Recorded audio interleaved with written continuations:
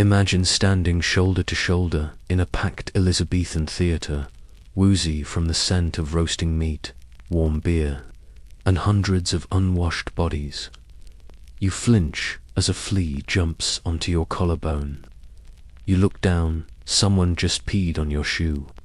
Welcome to the glamorous world of 16th century personal hygiene, where soap was optional, bathwater was shared, and deodorant was called praying no one notices.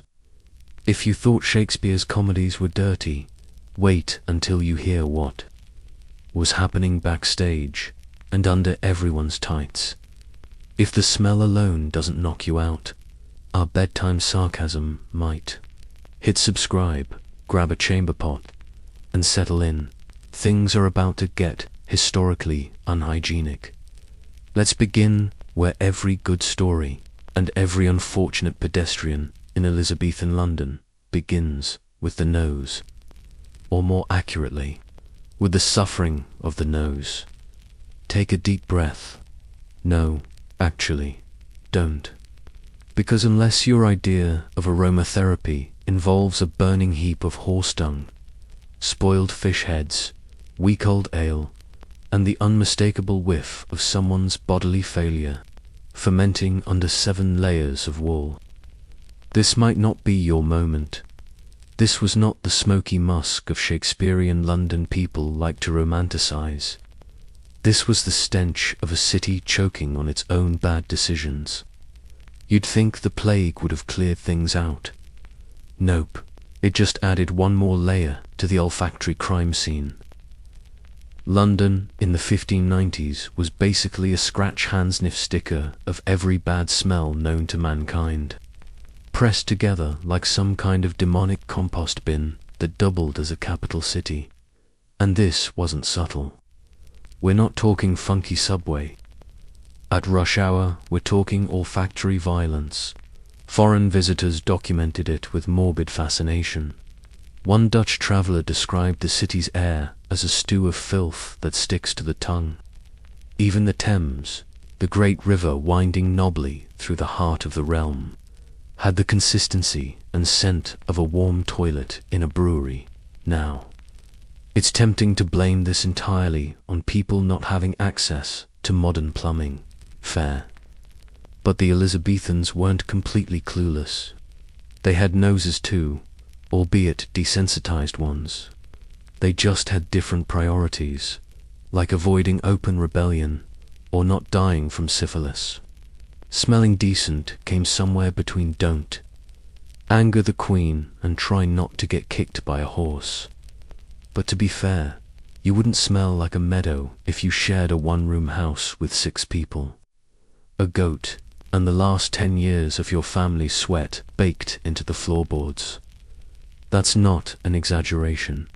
Many homes had dirt floors, as in literal earth, mixed with spilled ale, ashes from the hearth, and whatever your cousin dropped last week and refused to admit. You didn't mop it.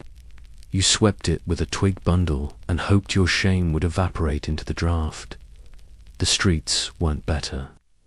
Picture alleys lined with butchers hacking away without refrigeration. Vendors hawking pies made from meat that smelled slightly of Tuesday, and every few steps a new pile of steaming animal waste. People dumped their chamber pots out windows, sometimes with a polite shout of Gardilu. Translation, heads up, here comes pee. And then they just kept walking, as if human sewage falling from the sky was just ...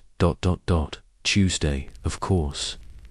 The Elizabethans didn't just let the city marinate in filth for fun. They actually tried to manage it, in the same way a toddler tries to manage a paint spill. There were rules, sort of. Like not throwing your trash into the street after 10 a.m., very specific, very unenforced. And there were rakers, whose job it was to shovel muck off the streets. But rakers were only so fast, and the muck never stopped coming.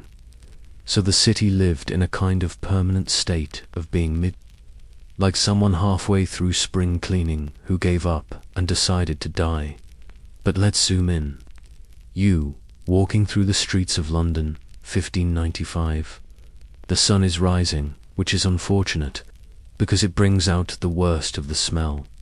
The damp of night has baked into the trash. A nearby tavern is already tossing out sour ale and bread crusts. Someone has lit a fire to roast a pig. Sounds lovely. Until you realize the wood is green and the smoke smells like damp moss and expired. Dreams. Then a cart rolls by. It's full of dead dogs. Why? No time to ask. It's Monday. You pass a tanner's workshop where animal skins hang like meat flags, dripping with whatever didn't get scraped off the day before. The smell is ... chewy.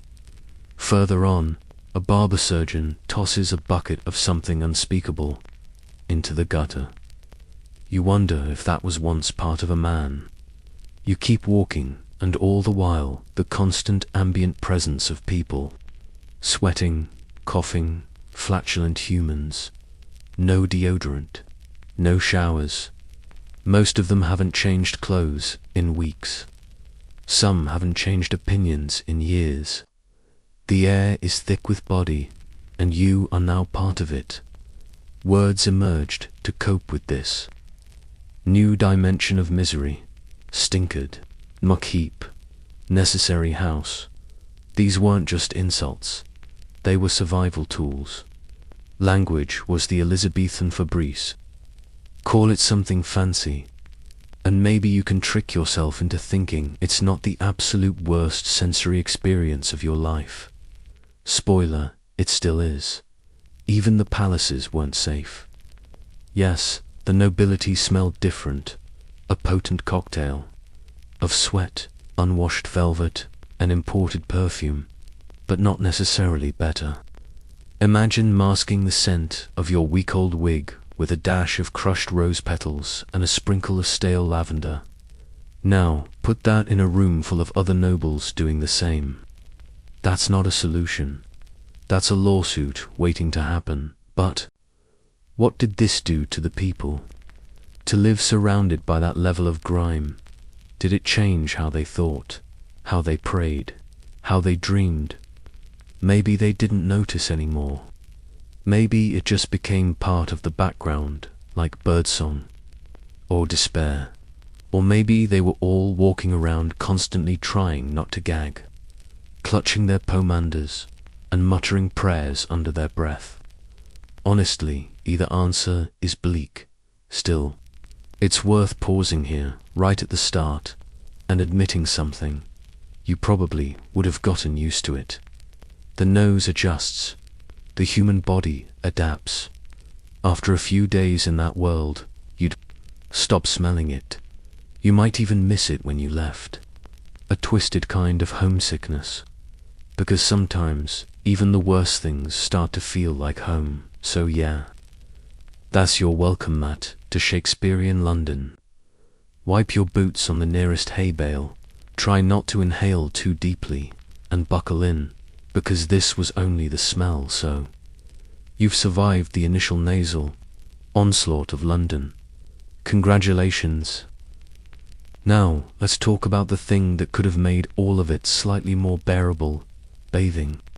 Or, more precisely, the baffling absence of it. Let's just rip the linen bandage off right now. Elizabethan England had a deeply committed relationship with not bathing. Not just occasionally skipping a rinse. No, we're talking a spiritual, philosophical, borderline romantic avoidance of water. These people weren't anti-cleanliness. They were anti-dampness. Because in their worldview, bathing could literally kill you. And not in a poetic, death by beauty kind of way. More in a catching your death from the breeze in your wet armpits kind of way. Bathhouses did exist once. Public stews, they were called. Places where you could soak in hot water, socialize, and possibly get syphilis. Which, as it turns out, is not great for Yelp reviews. By the late 1500s, The combination of rampant disease, moral panic, and the increasing popularity of blaming everything on the French meant these communal baths were shut down or fell into disuse, because nothing says public health quite like turning off the only tap. This left people with three options. Option 1, never bathe. Popular, widely practiced. Option 2, wash yourself with a damp cloth, a dry bath, in the most optimistic sense of the word. Essentially, rubbing the filth around until it politely rearranged itself. And option 3, go full Queen Elizabeth and bathe, once a month, whether she needed it or not. A quote so confidently misguided, it deserves its own fragrance line. Let's pause here. Imagine what once a month bathing means in practice. No showers, no soap on a rope. Just you, your body, a cloth, and possibly a bowl of tepid rainwater you coaxed out of a wooden bucket. The ritual involved undressing next to a cold hearth, standing barefoot on a dirt floor, and negotiating with your own shame. You'd start with the hands, then the face. Then, if you were feeling bold, a swipe under the arms. Anything more was considered risky, as in, might upset your humors and make your spleen explode, risky.c. In the 16th century, medical science was still playing with finger paints. People believed in humoral theory that your body was a delicate balance of bile, blood, and other juicy bits. Bathing too often was thought to open the skin's pores, making you vulnerable to everything from chills to sin. And once sin got in, well, good luck closing that door now. To be clear, the idea of cleanliness wasn't entirely foreign. People wanted to be clean, they just disagreed violently on what that meant. For the upper classes, it often meant smelling vaguely of rosewater while their underlayers fermented like a goat cheese platter. For the lower classes, it meant whatever you could manage without dying of exposure or accidentally boiling yourself in your own kitchen, which, yes, was a real possibility. Home baths involved hauling buckets of water, heating them over a fire, and then pouring them into a wooden tub. If you were lucky, if not, you washed in a stream and hoped the cow upstream hadn't also chosen bath day. Water, it turns out, wasn't just inconvenient, it was suspect, especially standing water. People believed water could sneak sickness into your body through your skin. So, ironically, the dirtier you were, the more protected you felt. This is why linen became the go-to defense strategy. Linen was absorbent, breezy, and best of all, washable. People wore linen shifts underneath everything, and counted on those underlayers to do the heavy lifting. Basically, you didn't clean. You cleaned the shirt. Problem solved. Of course, washing the linen wasn't exactly a spa day either. Laundry was a whole separate ordeal, complete with urine-soaked vats, pounding boards, and enough labor to justify calling in divine intervention, which many did. There were patron saints of laundry, patron saints of not catching typhus, patron saints of just surviving Monday without smelling like Tuesday. All necessary, all overworked. There were exceptions, of course. A few brave souls still believed in immersion, usually those from other countries. Italian travelers were often horrified by English hygiene and quietly horrified that their own standards of decency were considered foreign. Some aristocrats also had private tubs, though these were more like large barrels you awkwardly climbed into, praying you didn't slip and die naked, which did happen. Gravity was not kind to bath time ambition. So what did people do when they needed to really clean up? Weddings, holy days, major political appointments. And even then, the bath was ceremonial. more about optics than function. You weren't getting squeaky. You were getting symbolically rinsed, like a human sacrament. Interestingly, babies and the sick were bathed more often.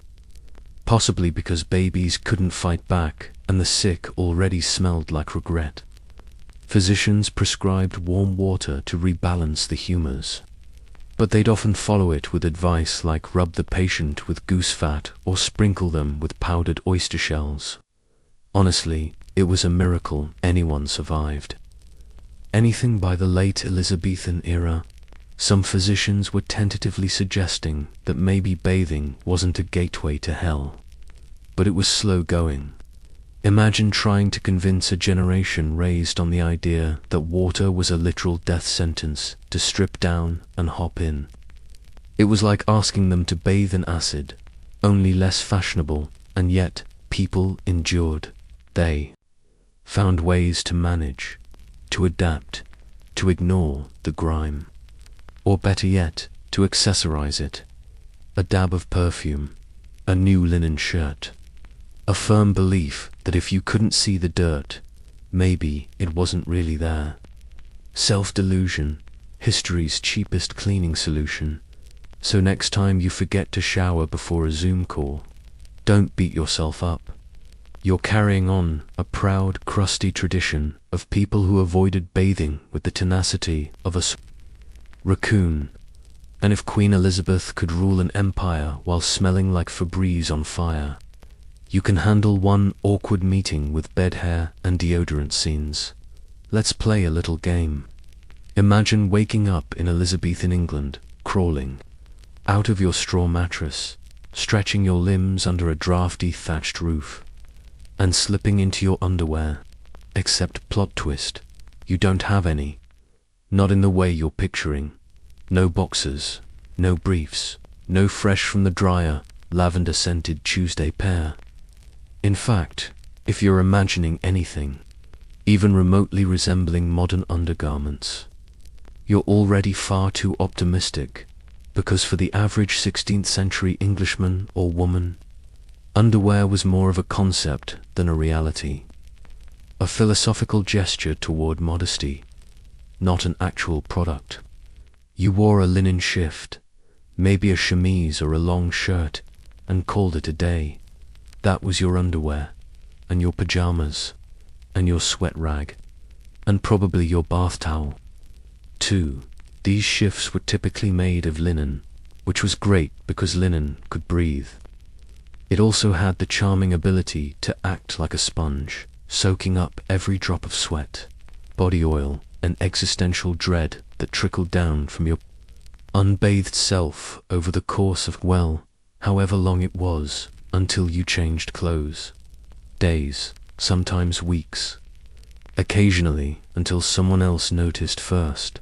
Now, in a society where people were already suspicious of bathing, the idea of regularly changing your clothes was equally controversial. Some believed it was enough to simply air out your garments, as in, take them off, hang them by the fire, and let the wind do its thing. Problem solved. Nature's Febreze. Smell of roasting meat and burning hair included free of charge. And here's where it gets more uncomfortable. Most people only owned one or maybe two sets of clothes. These were layered, complex affairs, and heavy. We're talking multiple layers of wool, linen, canvas, and maybe, if you were fancy, velvet, all stacked like a medieval lasagna. And you were expected to wear this in every season, summer included. Picture wearing a wool cloak in July while your linen shift attempts to hold in 12 days worth of unspoken sweat. Now try not to itch. Let's talk menswear first. A typical man would wear a shirt, long, loose linen underneath his doublet and hose. Hose were basically tight-fitting leggings sewn together in the middle with an opening for, well, whatever needed to escape.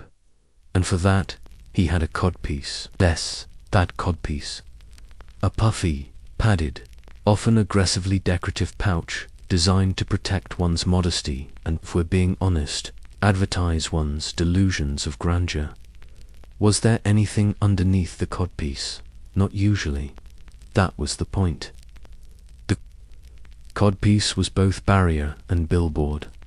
An Elizabethan gentleman didn't just protect his privates, he performed them. The more flamboyant your codpiece, the more likely you were to be taken seriously in court. Let that visual haunt you for a moment. Now for the ladies. Women typically wore a chemise or smock beneath their dresses. Again, linen. This shift was the first line of defense against both skin and society. Over it, they'd layer corsets, petticoats, and gowns. And as for what was underneath that, well, not much. Panties didn't exist in the modern sense. If a woman wore anything at all on her lower half besides layers of skirt, it might be a pair of split drawers, loose-fitting pants open at the crotch for easy access during bathroom breaks or childbirth or scandal. It was, in short, a breezy experience. But lest you think this was just a practical choice, it was also a moral one. Modesty was a cultural battlefield. Too much clothing, and you were vain. Too little, and you were loose. Women were expected to maintain a bizarre, unsustainable balance between being clean enough to not be repulsive, but not so clean that anyone accused them of witchcraft. Which, yes, sometimes happened. You scrub your ankles too enthusiastically. Next thing you know, someone's shouting hag, and you're tied to a ducking stool. But perhaps the greatest irony of Elizabethan underwear was this. It wasn't just neglected, it was revered. Linen shifts were often passed down through families, mended, embroidered, inherited. Imagine treasuring a garment that's absorbed for generations of armpit history. Family heirlooms come in many forms, apparently. Laundry days, when they finally arrived, were events. Women would haul their linen to the nearest stream or wash house, armed with wooden paddles, ash soap, and a deep, abiding resentment. Washing these garments was back-breaking, brutal work, a whole-day affair. You boiled, beat, wrung out, and prayed to every saint in the book that the seams wouldn't split. Because if they did, that was your dignity unraveling, literally and figuratively. There's also the psychological toll to consider. When you only own one pair of undergarments, the boundary between you and the world becomes thin. Physically, emotionally. That linen shift becomes your second skin, your comfort blanket, your shame cocoon. It carries your scent, your sins, your dreams of someday affording a second pair. And let's not forget the seasonal fun. In winter, your underlayers froze. In summer, they stuck. In the rain, they got heavier than your regrets. And all the while, you carried on pretending. It was perfectly normal to walk around in what was essentially a medieval sponge. So the next time you complain about your laundry pile, spare a thought for the Elizabethan washerwoman, scrubbing her cousin's shift for the 12th time with soap made of ashes and sorrow. Or the poor soul in court who couldn't move too quickly or risk revealing his lack of drawers. Or the woman in a 5-layer dress praying her chemise doesn't betray her in front of the vicar. Because, in the end, underwear wasn't just a fashion statement. It was a coping mechanism. A buffer between you and the cold, judgmental world. And if you're wondering how they managed without a clean pair on standby, they didn't. They just smelled like defiance. And probably a bit like cheese. Let's talk toilets. Or rather, the deeply theatrical absence of them, you see. In Shakespeare's England, your morning bathroom routine didn't involve porcelain, privacy, or plumbing. No soft lights, no running water, no scented candles, pretending you didn't just eat 3 boiled eggs and a questionable turnip. Instead, you had a bowl, maybe a bucket, possibly a dark, echoey corner behind a curtain. Welcome to the chamber pot, the crown jewel of 16th century sanitation, and your new best friend slash accidental foot warmer. A chamber pot was, in theory, a practical item. It sat under your bed, or beside it, or, if you were high class, nestled in a little wooden commode, pretending to be furniture. It was there for convenience, modesty, and those 2 a.m. emergencies when the outside world was too dark, too cold, or too full of roving dogs to deal with. You'd squat, do your business, and slide the pot back into its designated shame-hole like nothing had happened. Now multiply that experience across every member of the household. Add in a few house guests, maybe a fussy baby, and just for kicks, let's toss in a hungover cousin who missed the pot entirely. The result, a rich, domestic symphony of fluids aging beneath the bed like a bottle of cursed wine. Of course, at some point, the pot had to be emptied. And this was the true performance. The daily chamber pot ballet. If you lived in the country, congratulations, you had options. You could dump it in the outhouse, the garden, the pig trough, or that one spot behind the shed that everyone pretended wasn't the designated pea bush. If you lived in the city, things got a bit more aerial. You'd walk to the window, lift the sash, lean out, and give fair warning to all below with the time-honored cry of Gardez-vous, a corrupted French phrase roughly meaning look out for the water, which is putting it painfully mildly. Then, with a level of nonchalance that should concern future generations, you'd fling the contents of your pot directly into the street. That's right, into the street. This wasn't considered rude. It was expected. City streets functioned less like thoroughfares and more like long open-air toilets with occasional traffic. Pedestrians learned quickly, stick to the center of the road, keep an eye on the upper windows, and never ever pause under a second-floor window with laundry hanging outside. That wasn't laundry. That was a trap. Some towns tried to regulate the chaos. They passed laws forbidding pot dumping during certain hours, or requiring gutters to be cleared once a week. But enforcement was about as effective as a soggy thatch roof in a hurricane. Even when fines were issued, most people simply paid them, like a subscription fee for continued filth privileges. For the wealthy, of course, things were slightly more refined. Their chamber pots were made of ceramic, sometimes silver, and occasionally decorated with floral patterns, which feels a bit like engraving poetry onto a bath bag, but sure. They often had servants, usually young boys, whose job it was to collect and empty these pots discreetly. These were the night soil men, or gong farmers, a cheerful euphemism for someone whose daily schedule involved carting other people's excrement through town like it was artisanal jam. Let that sink in for a moment. A whole profession existed to manage the logistics of 16th century bowel movements, and they were paid well, not out of generosity, but because no one else wanted to do it. Their job security was excellent. Their dinner invitations, not so much. And yes, public toilets did exist, sort of. Communal privies were built over rivers or cesspits, often behind taverns or marketplaces.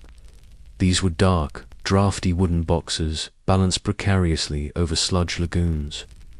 They were rarely cleaned. Occasionally, they collapsed.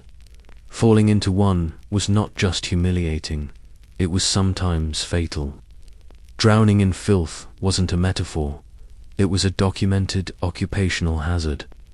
But perhaps the most psychologically scarring element of the Elizabethan bathroom experience was how normal it all was. There was no sense of taboo around bodily functions. People relieved themselves openly in alleys, at the edge of fields, or behind churches. Travelers carried portable urinals. Theatergoers used the corners of the playhouse. And if you were caught mid-act, you apologized, maybe laughed, and moved on with your day. Dignity was not something you could afford to be precious about. Not when your life involved pooping in a bucket and praying it didn't splash. Even Queen Elizabeth, regal and powdered to perfection, had her own chamber pot, a gilded velvet device tucked discreetly in the corner of her royal apartments. The Virgin Queen may have been untouchable in politics, but biologically, she sat on the same metaphorical throne as everyone else. And this raises an interesting question. If everyone's daily experience involved managing waste so intimately, did it affect how they thought about themselves, their bodies, each other? In some ways, yes. There was an earthy honesty to it. You couldn't pretend to be above the mess when your shoes were literally caked in someone else's Tuesday morning decision. But in other ways, it created a strange kind of denial. A world where people simply agreed not to talk about it, not to question it, to accept that sanitation was a distant dream, and to make peace with the squish in their boots. So here you are, in your Elizabethan home. It's late. You've eaten your salted meat and drank your small beer. You climb into bed, pull the covers tight, and notice that familiar aroma rising from the pot beneath you, warm, faintly judged. You turn over, you sigh. You think about tomorrow, when someone will dump it into the gutter and start the cycle anew. And that's the truth of it. In Shakespeare's England, you didn't go to the bathroom. You lived with it, carried it with you. Sometimes quite literally, now that we've covered the lower end of the Elizabethan ecosystem. Let's move upward to the mouth. The glorious, grimy gateway to digestion, storytelling, and apparently slow dental ruin. Because when it came to oral hygiene in Shakespeare's England, there was one prevailing medical theory. If your teeth hurt, it was probably because you had worms in them. Yes, worms. Tiny, invisible, mischievous squirmers who burrowed into your molars like Airbnb guests with no checkout date. This wasn't a fringe belief. This was accepted dental science. Which, frankly, explains a lot about how everyone's breath could double as a biological weapon. The toothworm idea had a long, squirmy history. Ancient Mesopotamians believed it. Medieval monks believed it. And by the 16th century, people were still lighting herbs on fire and inhaling the smoke into their mouths in the hopes of smoking the worms out like miniature cigar-chomping landlords. The results were mixed. At best, you smelled like burnt clove. At worst, your mouth felt like a barbecue pit with bad intentions. Toothbrushes, as we know them, didn't exist. Instead, you had chewing sticks, small twigs, usually from aromatic trees like willow or rosemary, that people gnawed on until one end frayed into a makeshift brush. It wasn't exactly a Colgate commercial, but it did provide a sort of rustic exfoliation. If you didn't have a stick, you used a rag. Sometimes with ashes, sometimes salt, sometimes soot. In a pinch, vinegar. Just swirl and hope for the best. Toothpaste, that was a DIY nightmare. Recipes included burnt breadcrumbs, powdered brick, crushed seashells, and for those who really hated themselves, powdered charcoal mixed with honey, sweet and abrasive, like a bad dinner guest. But even more charming than the tools were the attitudes. Clean teeth were admired, sure, but there was no shame in losing them. By the age of 30, many people had already bid farewell to several molars and at least one front tooth. By 50, a winning smile often meant you still had any smile left, And if you didn't, well, you gummed your mutton stew and moved on. Let's paint a picture. You're a modest tradesman in 1592. You wake up, stretch, grab a twig from the bundle hanging by the door, and chew thoughtfully while watching your neighbor chase a goose across the yard. You spit a piece of bark into the fire, then feeling ambitious, you rinse with a mouthful of vinegar. It burns. That means it's working, right? You spit, wince, and move on. You're ready to greet the day, teeth mostly intact and breath only mildly lethal. But what happens when a toothache strikes? First, you complain loudly. Then you seek out a barber surgeon, a man whose professional toolkit included razors, scissors, and an alarming number of rusty pliers. Dentistry was part of his many services, right alongside haircuts and bloodletting. A quick yank, a muttered prayer, and boom, tooth gone, bleeding, sure, possibly infected. But hey, no more. Worms, painkillers were rustic, a cloth soaked in brandy, a clove tucked against the gum, a heated spoon applied to the jaw, or, if desperation outweighed reason, you could try one of the many folk remedies. One popular choice, rub the aching tooth with a dead mouse, because nothing soothes oral agony like rodent-based voodoo. There were no fillings, no root canals, no floss. If your tooth decayed, it stayed that way until it fell out or you couldn't bear the pain anymore. And in case you're wondering, yes, there were dentures. Sort of. Usually made from animal bone, ivory, or the teeth of dead soldiers. So, if your grandma's smile seemed unusually aggressive, it might have belonged to a French cavalryman. And, speaking of breath, halitosis was so universal it barely registered. Garlic was a staple. Meat often went bad before it was eaten. And without refrigeration, leftovers basically meant whatever hasn't made you violently ill yet. Combine that with the constant smoking, the tooth rot, and the general avoidance of hygiene, and you had an entire society with the collective oral ambience of a plague-ridden cheese cellar. But again, nobody noticed. Or if they did, they were polite enough to pretend. Social norms had evolved to ignore the mouth entirely. You didn't lean in close when talking. You didn't smile too wide and kissing. That was for weddings and betrayals. Otherwise, keep your teeth to yourself, thanks. Of course, not everyone was neglectful. Some nobles and courtiers prided themselves on their dental regimen. They imported fancy powders from Italy, hired servants to prepare rinses made with sage and honey. Some even tried gold leaf fillings, not because they worked, but because they sparkled. It was the 16th century equivalent of bedazzling your cavities. Queen Elizabeth herself was famously afflicted with bad teeth in her later years, blackened, decayed, and often absent.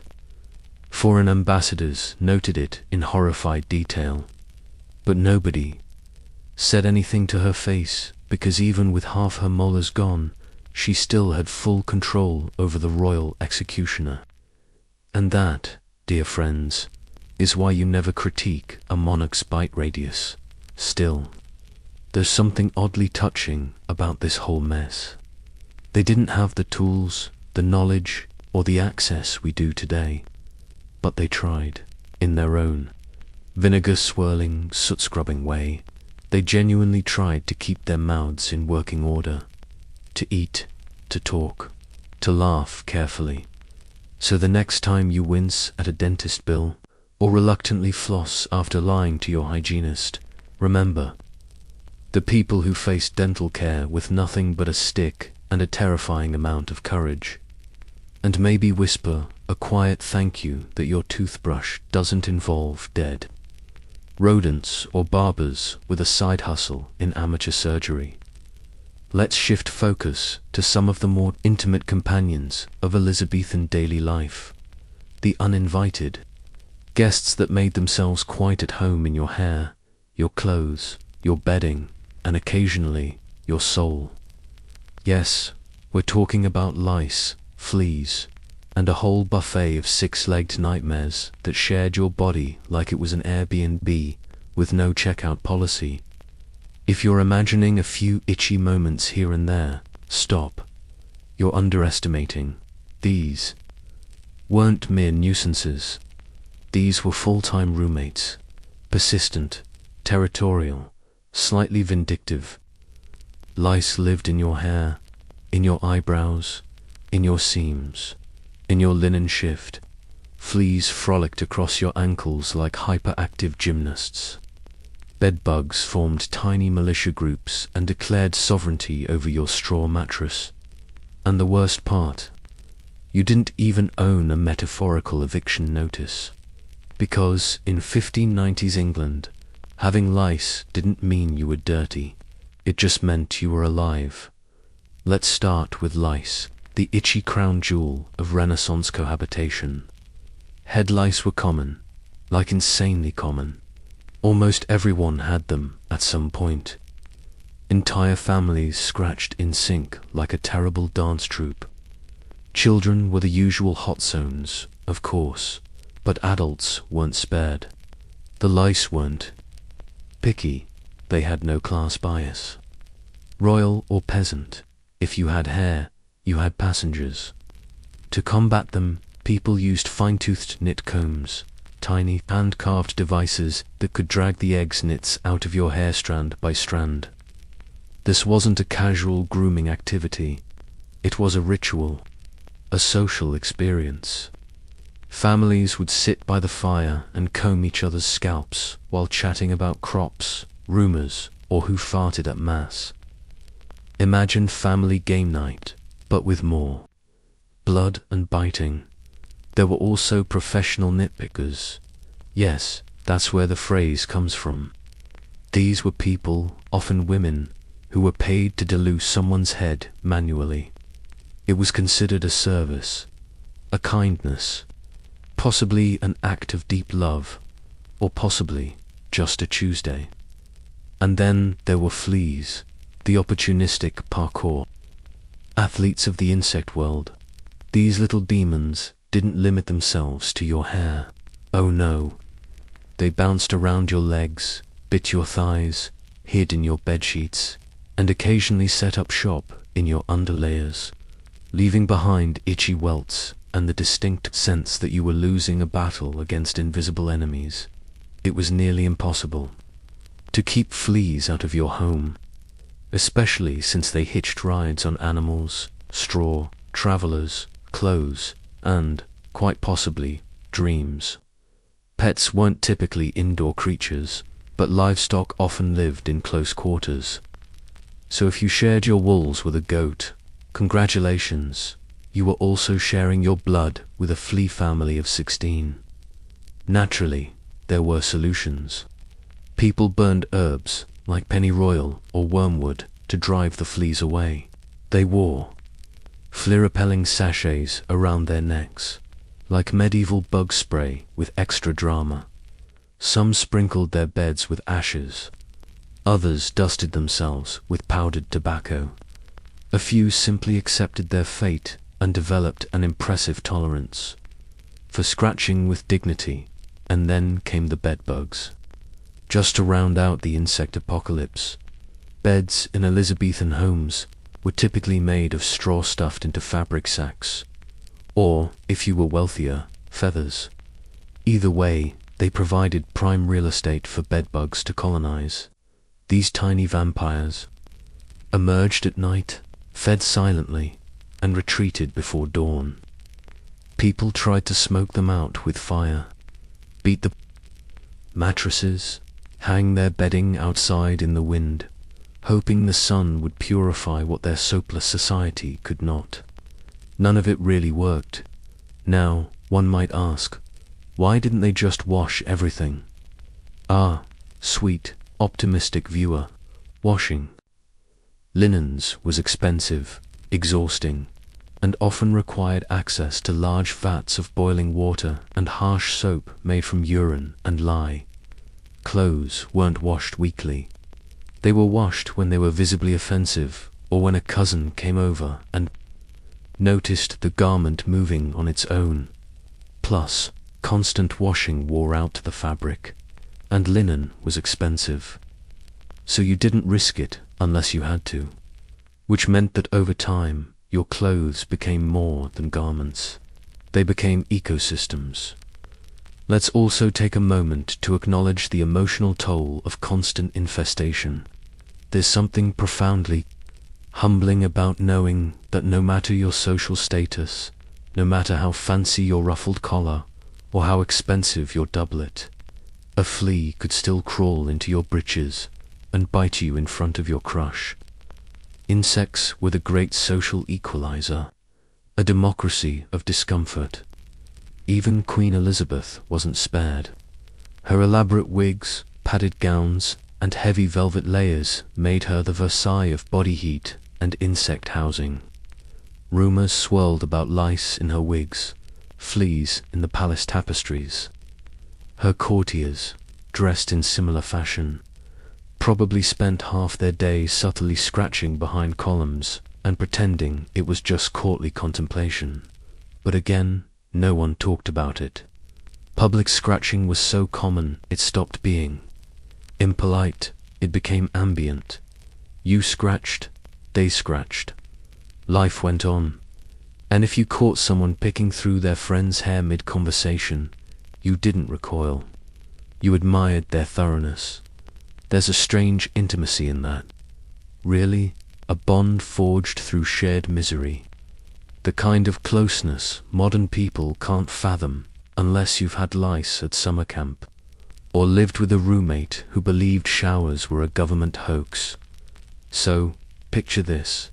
You're lying in bed, straw poking through the mattress, fleas, performing synchronized backflips across your calves, lice colonizing your scalp like little itchy conquistadors, and you're scratching quietly, trying not to wake your sibling on the other side of the shared blanket.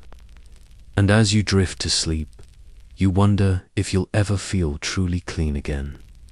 You won't, but you'll learn to make peace with it. Because, in Elizabethan England, the insects didn't live with you. You lived around them. At this point, you may be asking yourself, if people weren't bathing, brushing, or bug-proofing, how on earth did they cope with the smell of themselves and others? The answer, dear viewer, is simple. They didn't. They masked it, with layers upon layers of fragrant denial. Welcome to the perfumed illusion that was Elizabethan personal scent management, a glorious dance of flowers, oils, and desperation. Let's begin with the upper class. Because if there's one thing aristocrats throughout history have excelled at, it's pretending to be clean. The rich couldn't exactly remove the filth, but they could cover it in something expensive and French-sounding. Enter perfume, the ultimate social deodorant, bottled elegance, a scent-based lie. But don't get too excited, this wasn't. Your sleek glass atomizer filled with notes of bergamot and wood smoke. Elizabethan perfumes were thick, oily, and alarmingly pungent. Think less Chanel and more clove-soaked corpse, draped in lavender. The goal wasn't subtlety. The goal was olfactory dominance. You weren't trying to smell good. You were trying to smell stronger than the garbage cart outside. The go-to fragrances of the day included rosewater, musk, civet, and ambergris. Sounds fancy, right? Civet, for example, was harvested from the scent glands of a cat-like animal through a process that was both unpleasant and impressively undignified. Ambergris was even more special. It was literally whale vomit that had spent years floating in the ocean, aging like a fine wine made by Poseidon himself. Naturally, it cost a fortune. These scents weren't dabbed lightly on the wrist. They were applied generously to clothing, wigs, gloves, and anything else within reach. Some nobles even scented their letters. Yes, opening mail in the 16th century could be a sensory event. You might get a poem and a migraine. But the true jewel in the arsenal of Elizabethan olfactory theatre was the pomander. This was a small, often ornate, hollow orb. Think a medieval Fabergé egg meets a perfume grenade. Inside, it held a mix of herbs, resins, and spices: cloves, cinnamon, storax, myrrh, sometimes dried rose petals, occasionally whatever your apothecary had lying around. People wore them around their necks, clipped them to belts, or held them up to their faces when the smell of humanity became too much to bear, which, based on everything we've covered so far, was often the pomander. Wasn't just fashionable, it was medical. People genuinely believed good smells could protect them from disease. Miasma theory ruled the day. Bad air caused illness, and good smells repelled it. If a whiff of death was in the breeze, you were supposed to shove a pomander under your nose and walk faster, preferably toward a church, or a pub, or literally anywhere else. Even doctors got in on the act. Plague doctors, those terrifying, beaked figures you've seen in Halloween costumes, filled their masks with herbs and flowers. Not because it helped patients, of course. It just helped the doctor avoid passing out from the scent of pustules and fear. Self-care, Renaissance style. Now, not everyone could afford artisanal stinkobs and whale bath. The lower classes had to get creative. They boiled herbs in vinegar, dried bundles of lavender and hung them in their homes, rubbed sage under their arms. Some even carried nosegays, tiny bouquets meant to be held under the nose in crowded places, like a floral middle finger to the public's collective aroma. And for those moments when the stench was too much to bear, even by 16th century standards, there were smelling salts. Not the commercial kind you see in old-timey boxing matches. These were harsher, ammonia-based, often homemade, and capable of jolting someone awake or knocking them unconscious, depending on the dosage and your general opinion of the person. Fun fact: fainting wasn't always caused by corsets. Sometimes it was just the wall of unwashed flesh and animal grease that hit you in a church pew. One good sniff, and boom, down you went, clutching your pomander like a rosary of survival. All of this, of course, created a strange social reality. You never actually smelled a person. You smelled their coping mechanisms, their disguise. You could tell who someone was and what they wanted to be by the cloud they walked in. The baker smelled like yeast and marjoram.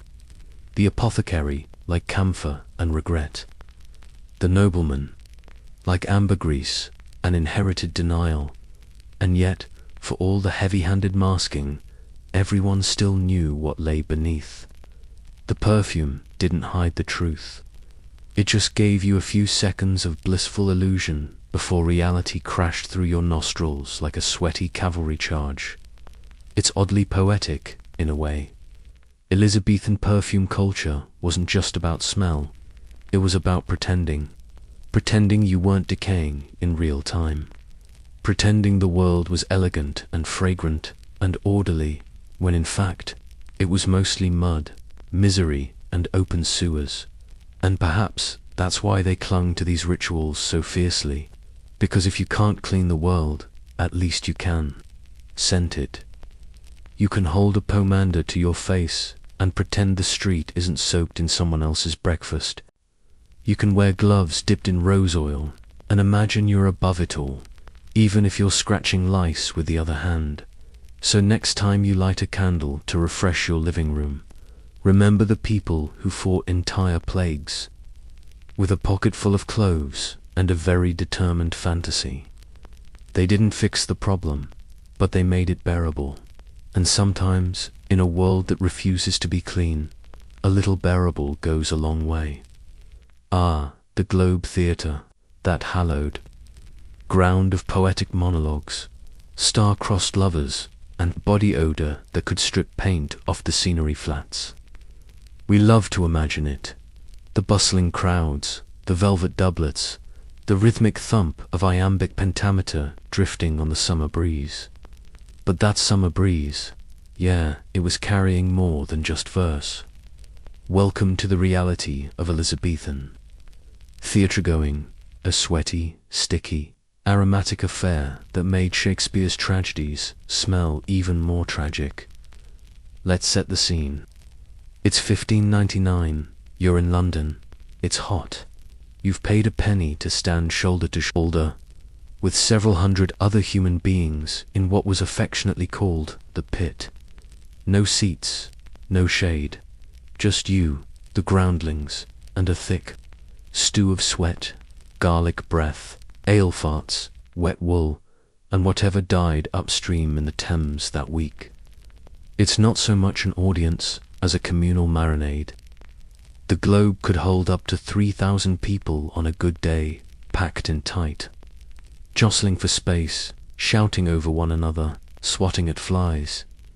Hygiene was, to put it kindly, optional. Most of these patrons hadn't bathed since the Queen's last parade. Some hadn't changed their linen in days. Some didn't own spare linen. But what they lacked in soap, they made up for in enthusiasm and, regrettably, bodily presence. You weren't just standing beside other theatregoers. You were touching them, skin to skin, breath to breath, elbow to armpit. If you were tall, your face was inches above a soup of warm heads. If you were short, you spent 2 hours with someone's tunic flapping in your nostrils like a flag of musty surrender. And if it rained, which it did constantly, the air became a wet stew of steamed humans and mud. People ate during the performance. Of course they did. You could buy ale, nuts, bread, even meat pies, which were a roll of the dice in both taste and temperature. The wrappers, tossed on the ground, the bones, same. The bones of what, exactly, was a frequent and unanswerable question. And yes, sometimes people relieved themselves in corners, right there in the theatre. Why miss the climax of Hamlet just because your bladder has opinions? Even the actors weren't spared the olfactory horrors. Behind the curtain, costumes were rarely cleaned, wigs were reused. Makeup was made from lead and lard, which meant it melted under hot stage lights and absorbed every ambient odor like a cursed sponge. The result?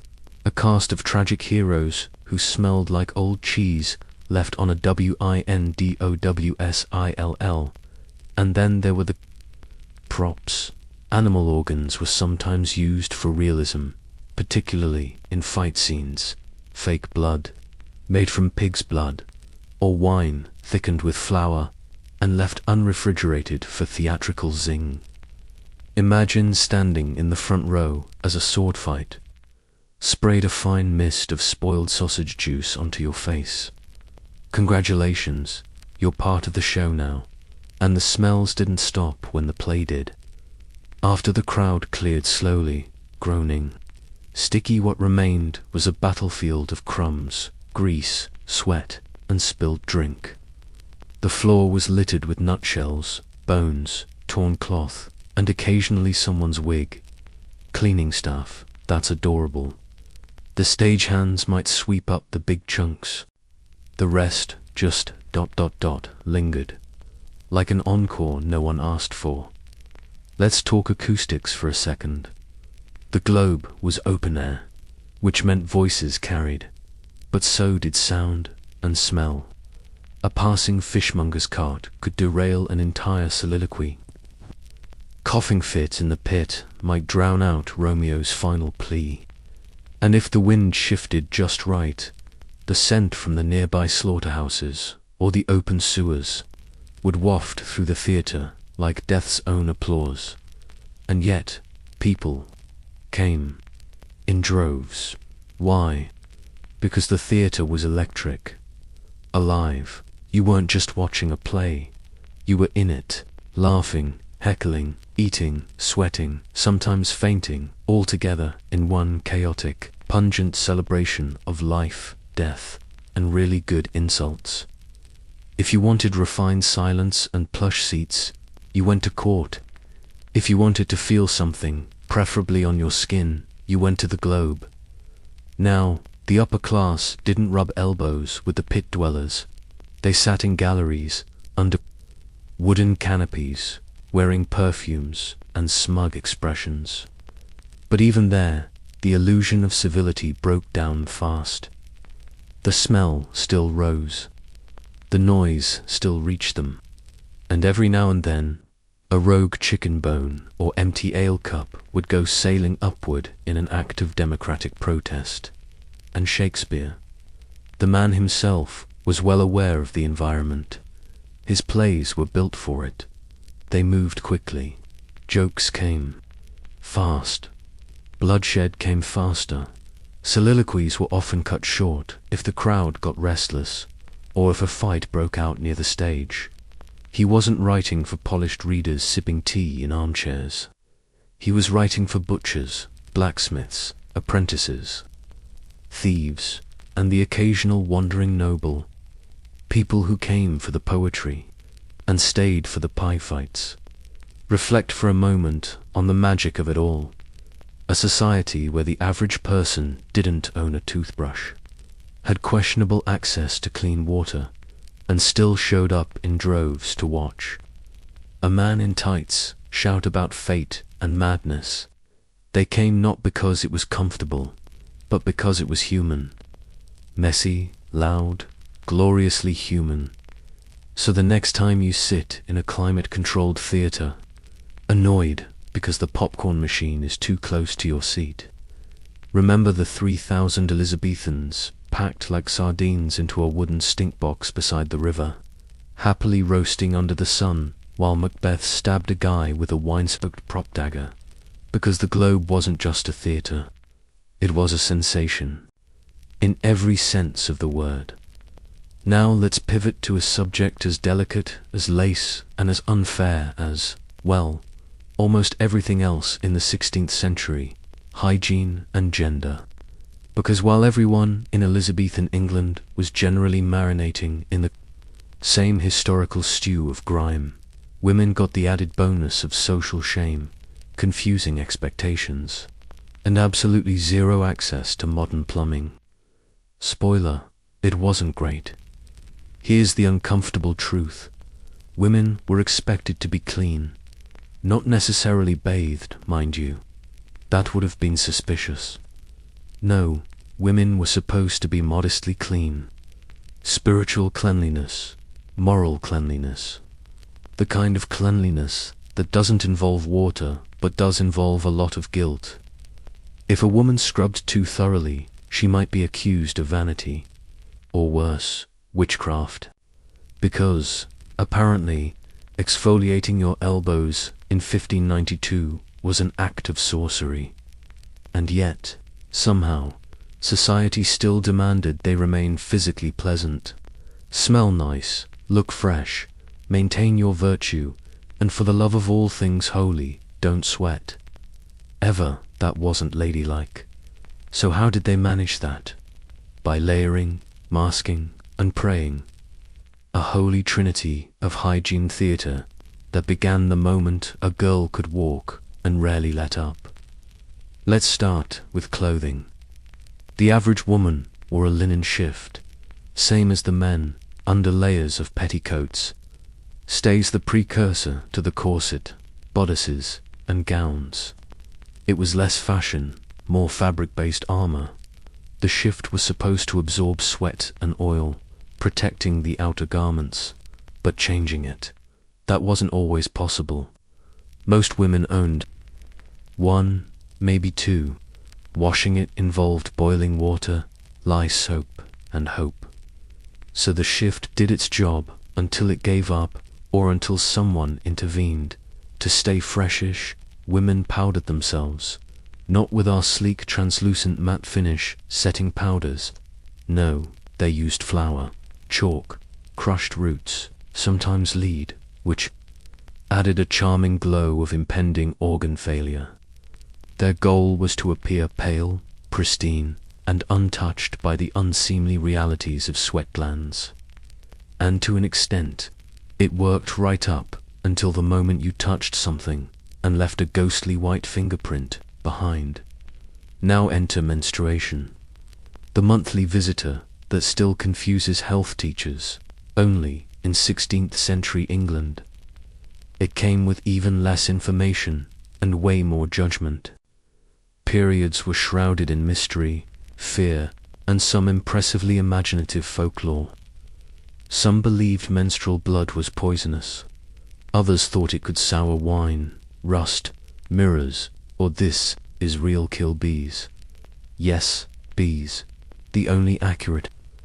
Part of that is that having a period in 1595 probably felt like dying bees were trapped in your bodice. What did women use? Cloth rags, mostly. Sometimes moss, sometimes nothing. The cloths were called clouts, the original on the rag, and they were washed and reused, assuming you had the means. There were no belts, pads, or sanitation bins, just hope, muscle memory, and the deep internalized knowledge that no one wanted to hear about it. Not your husband, not your priest, certainly not your tailor. Pregnancy, ironically, could be one of the more hygienic phases of a woman's life. Not because anyone was cleaner, but because midwives were involved. And midwives actually knew things. They used herbs, warm water, and bandages they sterilized with wine. They washed their hands. They weren't perfect, but they were often more practical and careful than the male physicians of the day who prescribed, say, buttered snails for womb-related ailments. Postpartum, that was a different story. Women were expected to church, a ritual purification that took place around 30 to 40 days after childbirth. You'd go to church, dressed in your finest, and essentially present yourself as morally and physically sanitized. Because nothing says, I just birthed a human, like having to prove you're not spiritually unclean in front of a full congregation. Hair care was another gendered battlefield. Women rarely cut their hair. It was grown long, braided, pinned, and hidden under caps, veils, or coifs. Washing it, rare. Because washing meant wet hair. Wet hair meant sickness. So instead, they brushed it. A lot. With combs of bone or horn, often with the help of someone else, because these elaborate styles required more hands than a puppet show. Fleas and lice. Oh, absolutely. But in the world of Elizabethan femininity, a well-combed louse was better than a scandalous bob. And yet, despite all this, women persevered. They created their own hygiene systems. They shared tips with each other. They developed routines around what little they had, and they did it while being told they were inherently unclean, yet somehow also expected to smell like rose petals and virtue. There's a strange resilience in that. Imagine waking up each day, putting on 6 layers of heat-trapping cloth, managing your period with a repurposed rag, enduring lice, childbirth, and public purification rituals, and still being expected to make small talk at market like nothings. On fire between your legs. And now imagine doing all that without once complaining, because complaining wasn't allowed. It was impolite. It was unwomanly. So you smiled, you powdered, and you pretended everything was fine, even when your shift stuck to your thighs, and your neighbor's pig was giving you judgmental side dash. I dot so. The next time you're annoyed about your shampoo being out of stock or your period app giving you bad intel, take a moment. Close your eyes. Picture yourself in a Tudor dress, swatting fleas, bleeding into moss, and whispering everything's fine while slowly turning into an emotional croissant. And remember, the women of Shakespeare's England didn't have luxury. They had linen, vinegar, and each other. Let's talk about hair. The crown you never take off. Unless, of course, you're living in Elizabethan England, in which case, yes, you actually do take it off regularly and replace it with someone else's, because nothing says status quite like strapping a wig made of dubious origins onto your lice-ridden scalp and pretending you woke up like this. Hair in Shakespeare's day wasn't just aesthetic. It was political, spiritual, erotic, and above all, stressful. If your hair was unruly, limp, too short, or, heaven forbid, thinning, you weren't just having a bad hair day. You were veering dangerously close to social exile. Let's begin. With the basics, washing your hair. Don't. That was the general vibe. Washing it with water was considered risky business. Again, thanks to the ever-present paranoia around dampness, inviting death through your skull pores. Instead, people opted for dry methods: brushing, powdering, perfuming.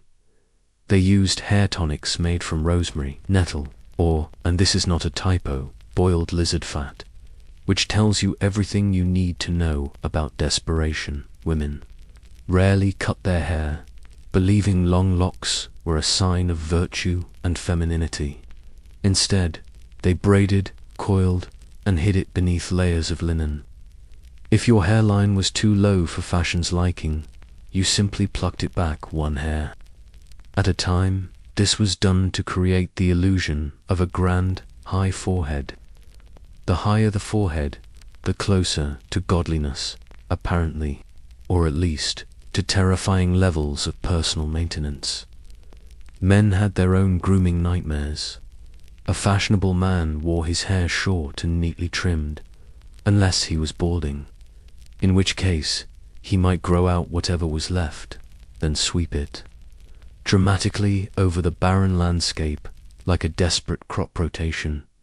Or, if he had the coin, he might invest in a wig. And here begins the grand tradition of faking it till you make it, or until your scalp rebels.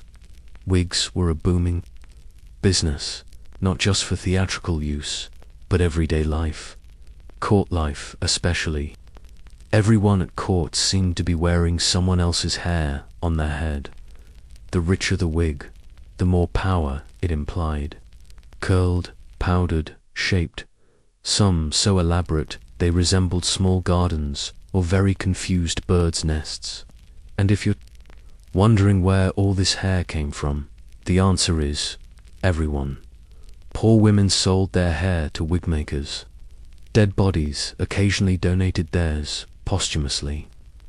There was a fine line between glamour and grave robbery, and wig makers did the waltz on it daily. But let's say you couldn't afford a proper wig. You made do. Some tried to fashion fake buns using wool or horsehair. Others went the full DIY route and attempted hair extensions with wax and thread. The results ranged from passable to what exactly died on your head. But effort was respected. Sort of. Now let's throw in the ultimate wild card: lice. Remember them? Of course you do. They're practically the co-stars of this entire documentary. Wigs, you might be shocked to learn, were not immune. In fact, they were luxury condos for lice, plush, private, and easy to access. A good delousing required taking the wig off, brushing it out, sometimes boiling it, and always pretending it wasn't crawling by Act 2 of Twelfth Night. Some wealthier households had dedicated servants for hair maintenance. These individuals combed, perfumed, and styled the wigs or natural hair of their employers daily. One wrong tug, one patch of exposed baldness, and boom, you're demoted from lady-in-waiting to woman-who-dares-mention-thinning-at-temple. Dangerous times. Let's not forget facial hair. The Elizabethan beard was a personality statement. You had the cavalier curl, the scholarly scruff, the courtly point, each shape signifying a different mood, class or crisis. A well-kept beard showed discipline. A patchy one showed either poverty or that you were an alchemist, and had no time for grooming because you were busy discovering immortality via Mercury. For those who couldn't grow facial hair, there were fakes. Yes, even then. False beards, made of wool, horsehair, or human hair, were glued on with beeswax. Or for the elite, a paste made from tree resin and crushed pearls. Imagine sneezing during court and watching your beard flop into your porridge. Dignity, optional. Coloring your hair was also an option, though methods were, how shall we put this aggressively, chemical. To dye your hair blonde, a popular shade thanks to Queen Elizabeth herself. You'd mix alum, sulfur, and lye, then sit in the sun for hours like a sacrificial potato. Your scalp would itch, your hair would break, and eventually you'd achieve something between sun-kissed wheat and burnt straw on regret. Speaking of the Queen, Elizabeth's iconic red gold hair became the aesthetic blueprint for a generation. Problem was, it wasn't always hers. As she aged and her natural hair thinned, she adopted wigs, dozens of them. She reportedly owned over 80, each one carefully styled to maintain the illusion of youth and power. Because even monarchs weren't immune to the tyranny of beauty standards. Behind the throne sat a woman, and behind the woman sat a terrifying collection of increasingly sentient wigs. But here's the kicker. People knew. They knew that hair was fake, that heads were crawling, that beards sometimes unglued themselves mid-conversation, but everyone politely ignored it, because in a society without real hygiene, appearance was reality.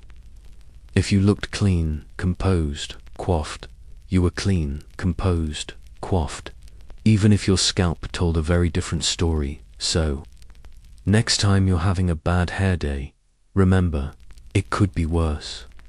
You could be covering up lice bites with bacon grease, praying your powdered wig doesn't collapse mid-dance, and pretending you definitely did not just set your hair on fire while leaning too close to a candle. In Elizabethan England, your hair didn't just reflect your beauty, it reflected your strategy for survival. You've heard of bad breath. Now meet Shakespearean breath, the kind of stench that could strip the varnish off a pew. If you thought 17th century England was full of sonnets and swooning, remember that every tender whisper probably smelled like someone gargling compost. Oranges stuffed with cloves. Not just a cute prop, they were olfactory shields.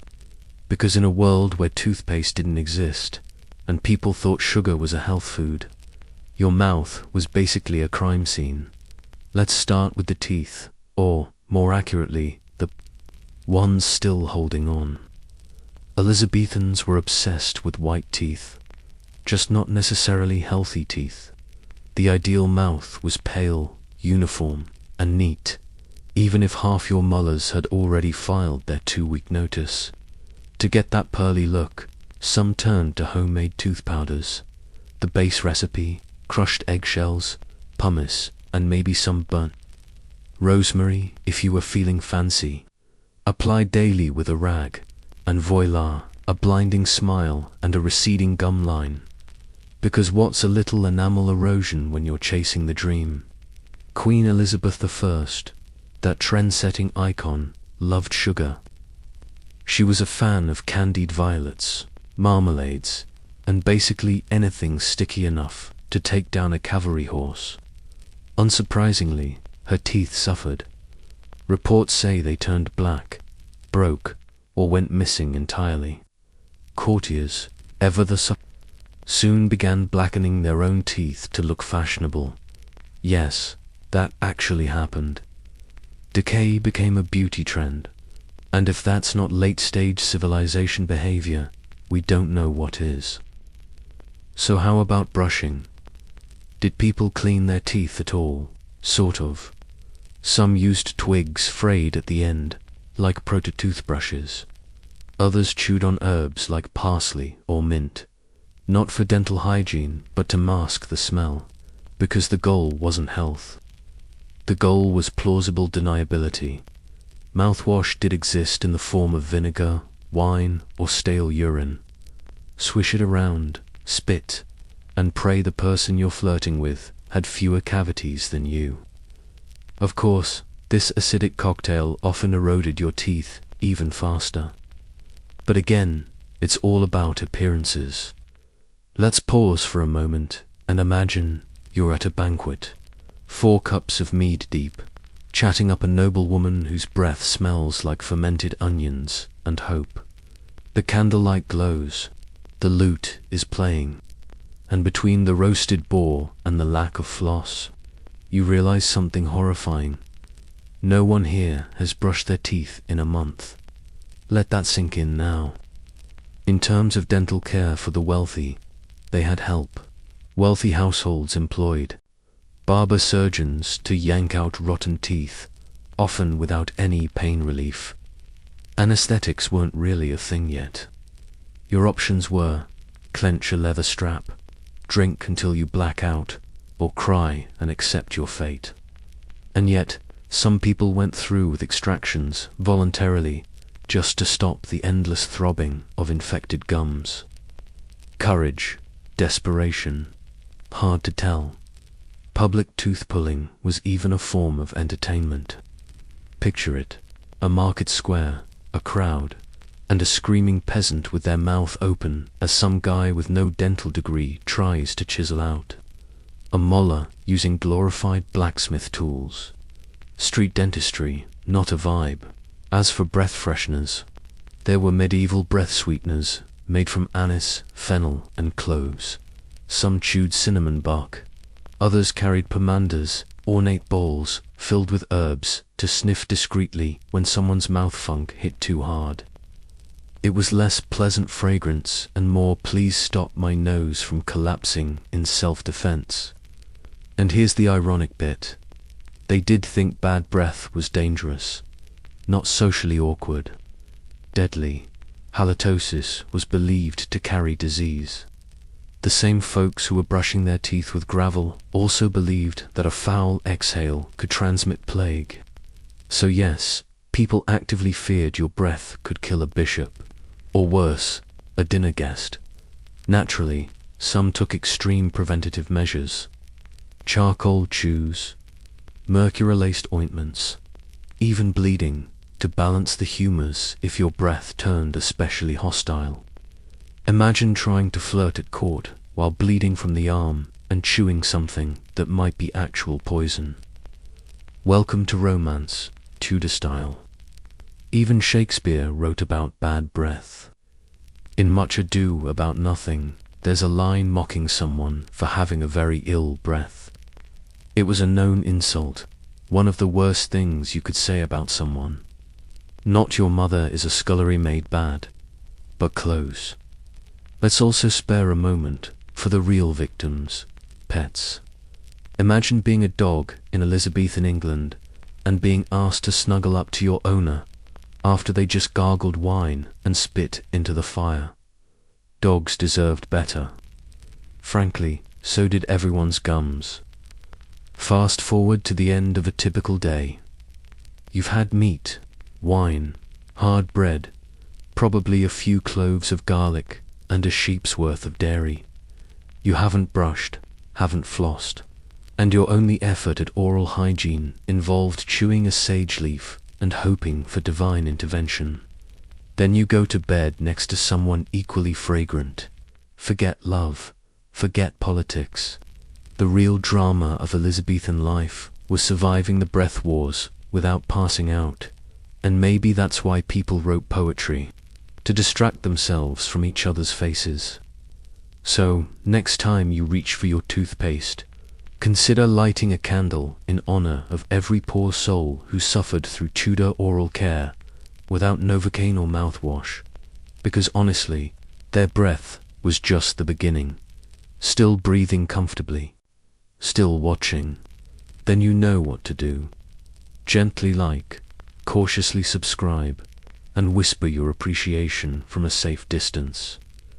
Bathhouses in Shakespeare's time were the great equalizers, places where nobles, merchants, and professional filthmongers could all stew together in lukewarm, slightly suspicious water. If you're imagining a serene spa day with lavender oils and polite conversation, please stop. This was less relaxation and more fever dream with steam. Let's set the scene. You enter a public bathhouse in late 1500s London. The building is made of timber, humidity clings to every beam, and the smell, oh, it's ambitious. Equal parts moldy wood, sweaty humanity, and something vaguely pickled. Maybe someone's lunch. Maybe someone's foot, bathhous, known as stews. Which should tell you everything you need to know. Had a complicated reputation. They were meant to promote cleanliness, sure, but they doubled as everything else. Barbershops, gossip centers, medical facilities, and, frequently, brothels. Steam and schemes, if you will. And yes, priests sometimes bathed next to prostitutes. Welcome to Elizabethan England, where public health and public indecency shared the same changing room. Water was heated in great cauldrons and poured into wooden tubs. No plumbing, of course, and rarely any draining. You didn't get your own personal bath, you got the bath, meaning the water had already been generously shared by several other people, along with their sweat, their skin flakes, and the occasional flea. Ever tried bathing in someone else's regret? That's pretty much what it felt like.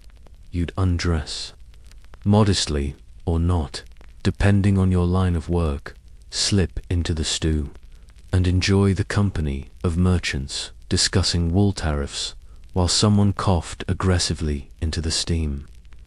Bathhouse attendants would ladle hot water over your back or scrub you with cloths that hadn't seen sunlight since the last monarch.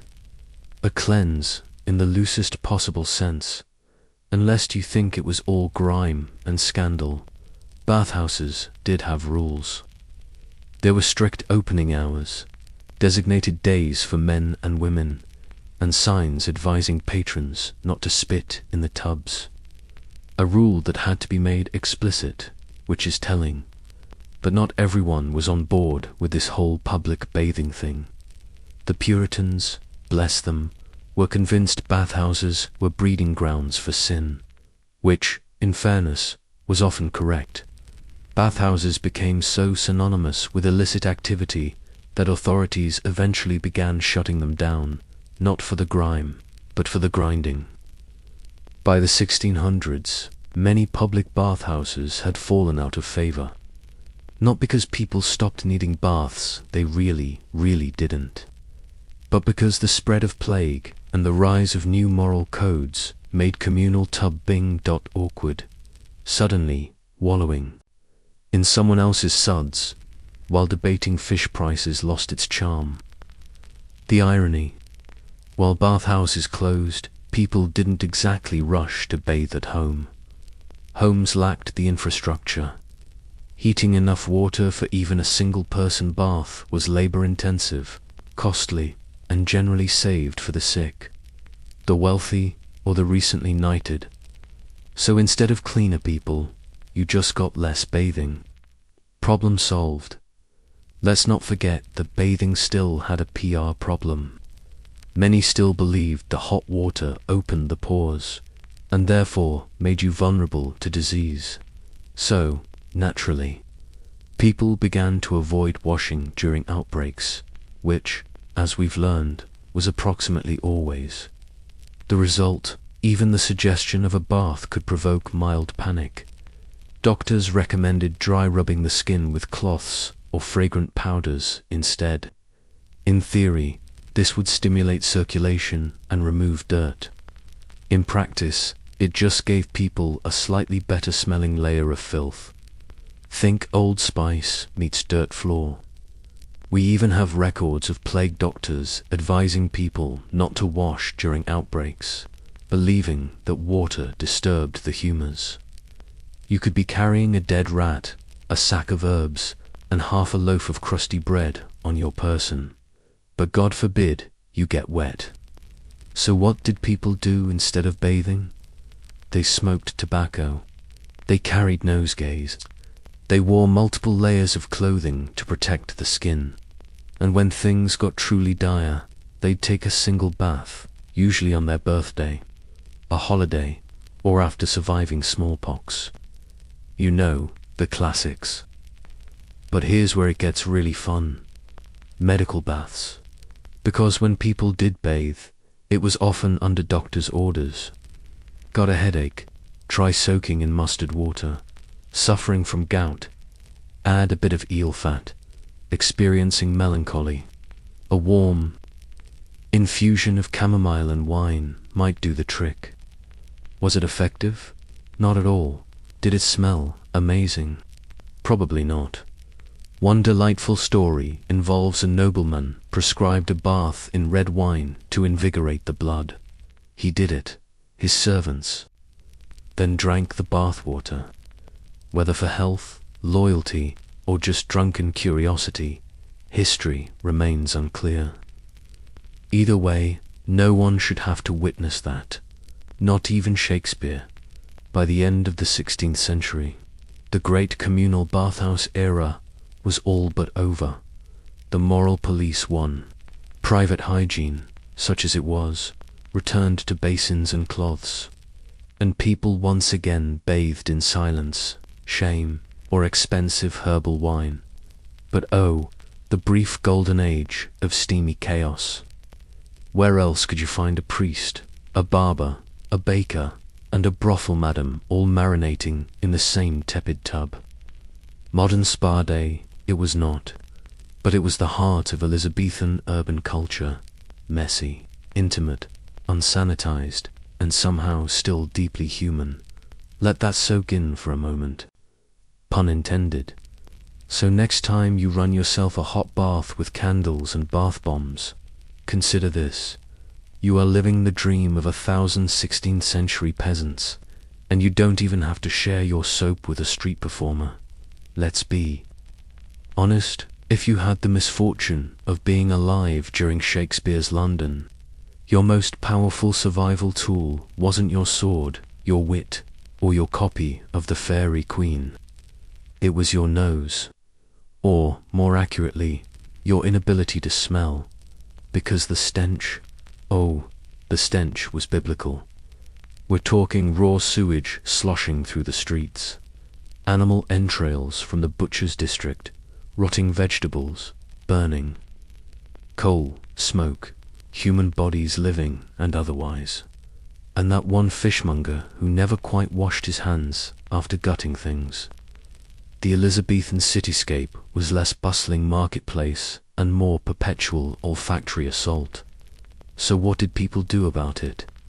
Did they clean? No, they masked it. Enter the golden age of scent-based coping mechanisms, a glorious period in which pomanders, herbs, perfumes, and anything remotely aromatic became the medieval version of Febreze. And it wasn't just about smelling nice. People believed that bad smells caused disease, literally. Miasma theory. The notion that foul air carried sickness wasn't just a theory. It was doctrine, which meant survival wasn't about washing. It was about warding, like garlic for vampires, but with rosewater and thyme. Let's begin with Imagine a small, perforated metal orb, ornate, sometimes jewel-encrusted, often worn on a chain, filled with scented herbs, resins, or little wax balls soaked in perfume. These were carried or worn like accessories, the 16th century equivalent of a portable air purifier. Except they didn't purify anything. They just gave your nose a more bearable lie to believe. The rich had custom blends, cloves, nutmeg, cinnamon, benzoin resin, sometimes even ambergris, which, fun fact, is literally whale vomit. The poor, they might scrape together some rosemary, or stuff a rag with dried lavender. Either way, if your nose was full of roses, you didn't have to think about the corpse someone was burying behind the butcher's stall. Then came herbal accessories, nosegays a tussie-moosies, and yes, that's the real name, were tiny bouquets carried in hand or pinned to clothing. Doctors shoved them into their plague masks. Ladies pressed them to their faces during public events. Even Queen Elizabeth herself was said to favor sweet-smelling posies to combat the ambiance of court. Scented gloves were a thing too, infused with oils or rubbed with fragrant powders. These gloves weren't just stylish, they were strategic. If you couldn't trust the air, trust your wrists. Some were so heavily perfumed, you could smell them rooms away. Was that elegance you detected, or just desperation? Hard to say. Let's not forget vinegar-soaked sponges, sometimes worn in. Lockets are held close in crowds. For thieves' vinegar, a particularly pungent blend of herbs and garlic steeped in vinegar, was all the rage during plague years. It promised to keep disease at bay, and, bonus, your enemies too.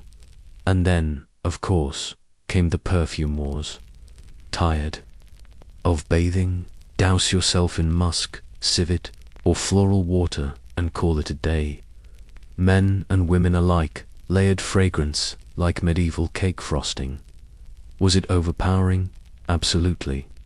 But that was the point. If someone could smell your rosewater cologne before they saw your lice, you were winning. The rich, naturally, took scent defense to absurd heights. Furniture was rubbed with aromatic oils, rooms were fumigated with herbs, tapestries were sprayed with floral waters. One nobleman allegedly kept a servant whose only job was to wave scented fans in his general direction whenever a beggar approached. And here's where things get wild. Many people genuinely believed these pleasant smells strengthened the soul. They weren't just for comfort, they were protection. A force field of fragrance against spiritual and physical corruption. You weren't just perfumed, you were fortified. Of course, none of this worked. The miasma theory was nonsense. People still got sick, the stench still won. And pomanders eventually just became expensive baubles for the dead to be buried with. But you have to respect the effort. Even the theatre, Shakespeare's own playground, leaned into the scent game. Playhouses stank. Hundreds of unwashed bodies crammed into a wooden box with no ventilation. Not ideal. So herbs were scattered on the ground to refresh the air, and orange peels were sold to the audience to sniff between scenes. Imagine watching Hamlet while stress-sniffing citrus like it's your last hope. Now, just pause and reflect for a second. Can you imagine an entire society whose idea of cleanliness was soaking a handkerchief in rose water and holding it over your face during dinner? And speaking of dinner, the smells didn't end at the table. Kitchens reeked of boiled meat, open flames, burned pastry, and overripe vegetables. Tooth powders were often made of crushed brick or burnt bread. Even love letters sometimes came. Scented, not to be romantic, but to prove they weren't carrying plague spores. There's something undeniably tragic and charming about it all. A world where the answer to the Black Death was lavender stuffed into your hat, where the solution to sewage was cloves and cassia bark, where people perfumed their shirts instead of themselves, because hey, why not? And yet, don't we still do this? Spray perfume before going out. Burn scented candles to hide the dishes we didn't wash. Keep car fresheners that dangle like talismans. Maybe we're not so different after all. Maybe we're still just trying to survive the smell of the world. One spritz at a time, so next time you light a eucalyptus candle or panic buy essential oils because your neighbor started cooking something mysterious. Remember, you're channeling centuries of confused, scent-obsessed ancestors who thought roses could save your soul, and they weren't entirely wrong. Up next, the royal court, where smells, scandal, and powdered wigs collide. Keep your pomander close. We're going in. If you thought the average Tudor street reeked, just wait until we walk you through the perfumed hellscape that was the royal court. A place where elegance wore silk, disease wore rouge, and everybody reeked under 14 layers of velvet. Let's begin with a myth that royalty was clean, that Queen Elizabeth I, radiant in her powdered glory, moved through the world like a lily on a breeze, untouched by mortal odor. Yeah, no. Elizabeth bathed about once a month, maybe. She believed that water was dangerous, opening the pores to illness, and, to be fair, so did everyone else. But what set the court apart wasn't hygiene, it was concealment. When the smell of humans couldn't be banished, it had to be accessorized. The Elizabethan court ran on ritual, artifice, and denial, and nowhere was that clearer than in its approach to personal hygiene. Nobles and ladies-in-waiting didn't bathe much. They powdered, they perfumed, they layered fabric like their lives depended on it, and in some ways they did. Elizabeth herself was known for her meticulous grooming, her face caked in lead-based Venetian ceruse, her hair wigged, curled, and perfumed with civet or ambergris, her dresses layered with pomanders and scented sachets. She wasn't so much clean as she was a mobile cloud of toxic beauty standards and floral confusion. Now courtly fashion helped trap smells. Think dozens of buttons, silk petticoats, brocade cloaks. Garments were not laundered frequently. Many were spot cleaned with stale urine or brushed down with breadcrumbs. Yes, you read that right. Breadcrumbs, because heaven forbid you risk water. Men wore doublets, lined with scented herbs, or embroidered with sweet-smelling threads. Courtiers stored lavender or rosemary in their sleeves. Some sewed pockets into their clothes specifically to hide oranges stuffed with cloves, the Elizabethan equivalent of a discreet deodorant stick. And what happened if you did smell bad? Nothing, because everyone did. If the Duke of Norfolk was particularly ripe on a humid day, you simply complimented his scent as robust. Social norms had no room for calling out body odor unless you were extremely powerful or extremely unlucky. There were a few exceptions. Elizabeth I allegedly had an acute sense of smell, and it's said she once banished a lady from court for offending the Queen's nostrils. Brutal. 1 minute you're curtsying in pearls, the next you're exiled for having the scent. Profile of warm cheese. Let that sink in. Now, lest you think this was just an English problem. France wasn't much better. Over at Versailles, Louis XIV had over 1,000 wigs, many of which were reused without washing. His court preferred dousing themselves in so much musk and orange blossom water that their skin turned tacky. They'd change clothes multiple times a day, not to freshen up, but to reset their aroma profile, and toilets. Don't get your hopes up. At royal banquets, guests often relieved themselves behind tapestries or in corridors. One English visitor to Versailles described a duchess squatting casually behind a curtain mid-conversation. Now imagine the smell of a summer ball with 600 people dancing and defecating in an unventilated palace. Add perfume, mixed gently, still romanticizing royalty. Let's turn back to London. The elite hosted scented banquets with floral, water fountains and perfumed napkins, not to show off taste, but to overpower the stench of everything else. Even wine goblets were sometimes scented with herbs to disguise the bad quality of water or old booze. So what did servants think? Those tasked with dressing, fanning, and powdering their masters, the ones who had to live in the fumes of decaying teeth and warm wig paste.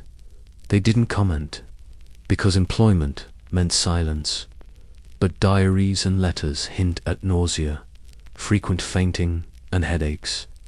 The lady's chamber smelled of roses and something dreadful underneath, wrote one French maid in a surviving letter. That something dreadful was probably weeks-old sweat, rotting corset boning, and a lack of ventilation. Still watching, you brave, masochistic soul. You deserve a reward, or at least a fresh linen shirt and a citrus wipe. Go ahead, tap that like button while you try not to imagine Queen Elizabeth sneezing into a pump. Your nose deserves better. So does history now. Let's circle back to the contradiction of it all. The court was obsessed with appearances, with masks, rituals, and surface elegance. They would spend hours perfecting the outward illusion of grace and refinement, even as they marinated in bodily chaos. It was theater, it was pageantry, and it smelled like lilacs, dead things, and denial.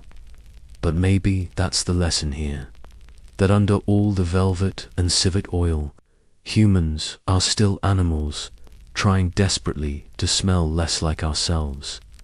Next up, we're going to church, where incense meets incense-worthy sins, and holy waters too holy to actually wash with light a candle.